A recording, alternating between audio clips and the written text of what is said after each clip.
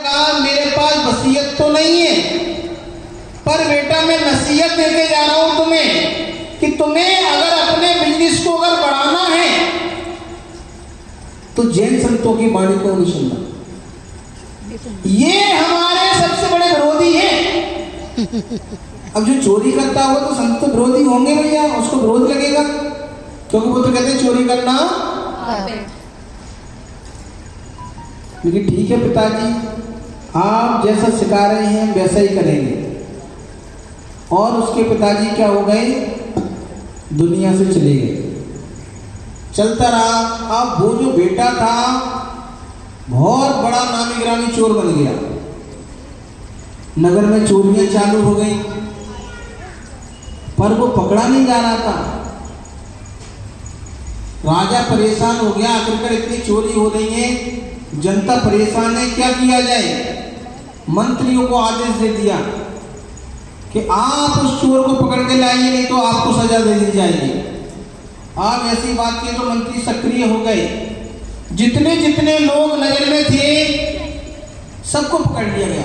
जैसे कि पुलिस नहीं होती, पुलिस के लिए आदेश आ जाए तो जितने चोर चक्के होते ना इधर उधर घूमने वाले, चाहे उन्होंने चोरी की हो चली गई, सब जेल भरो।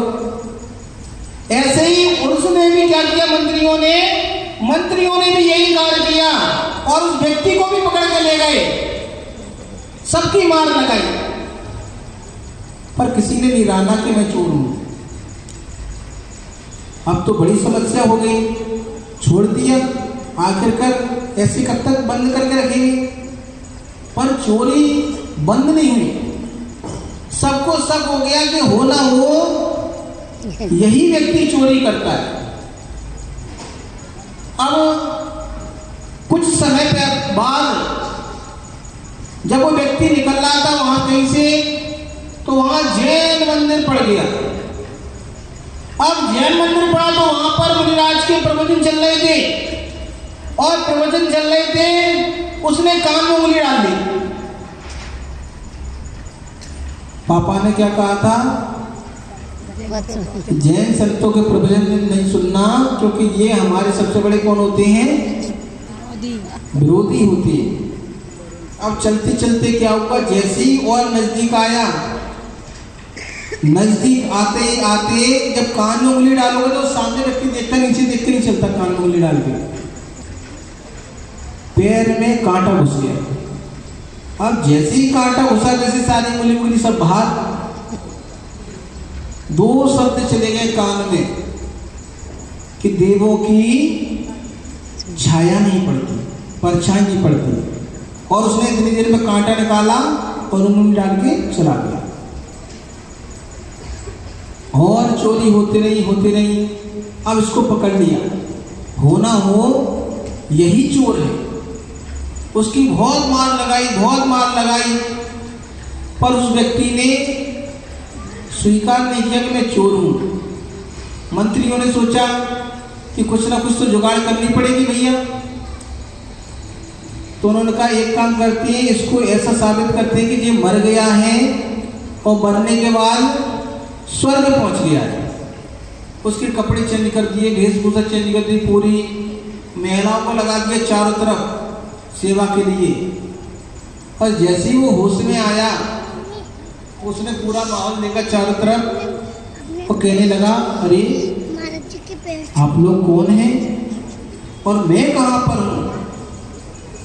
तो उनका स्वामी, आप स्वर्ग में हैं और हम सब आपकी अप्सराएं हैं जो आपकी सेवा करने के लिए तत्पर तैयार हैं। वो सोचने लगा कि बताओ यार, अपन ने तो कोई अच्छे काम ही नहीं किए, अपने चोर नंबर बन के और चोरी करके स्वर्ग में। बोला नहीं, सोच रहा है मन में कि मैं स्वर्ग में कैसे आ गया। और उसने चारों तरफ का माहौल, वातावरण देखा। बहुत सारी सुंदर सुंदर स्त्रियां घूम रही हैं चारों तरफ, कोई कुछ खिला रहा है, कोई पिला रहा है। अचानक उसकी जमीन पे नजर पड़ गई और देखा तो सबकी परछाई पड़ रही है।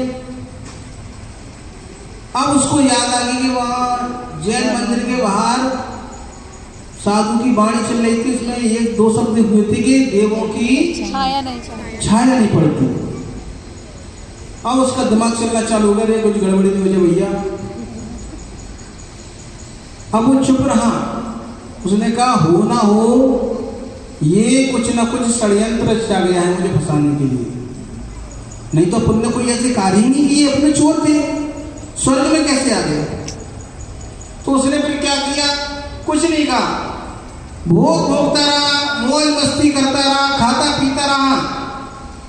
2 दिन बाद फिर मंत्री जी ने पूछा, उसने कुछ बताया? तो नहीं महाराज ये तो मस्त है, खा पी रहा है, खूब सेवा करवा रहा है।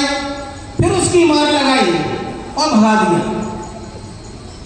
वह व्यक्ति सोचने लगा कि बताओ मेरे पिताजी कितने अंधकार में थे कि वो कह रहे थे कि जैन संत की अगर बात को सुनोगे तो ये हमारे विरोधी हैं, इनकी कभी बात को नहीं सुनना चाहिए। पर आज देखो, आज मेरी जान बचाने में जैन संत के 2 शब्द साकार हो गए। अगर इनके 2 शब्द मेरे कान में नहीं पड़ते कि देवता की छाया नहीं पड़ती है तो आज हमें फांसी हो जाती। उस व्यक्ति ने क्या किया, सारे बुरे कार्य छोड़कर मुनिराज के साथ रहना चालू कर दिया और आगे चलकर दीक्षा धारण कर लिया। तो हमें जब जब मुनिराज के कभी भी प्रवचन मिल रहे हो तो जरूर थोड़ी देर सुनना चाहिए, क्योंकि यही देशनानंदी बनकर हमें मोक्ष पहुंचाने में सहकारी बन जाती है। तो महानुभावों, आज आचार्य श्री ने बहुत सारे नियम ले लिए।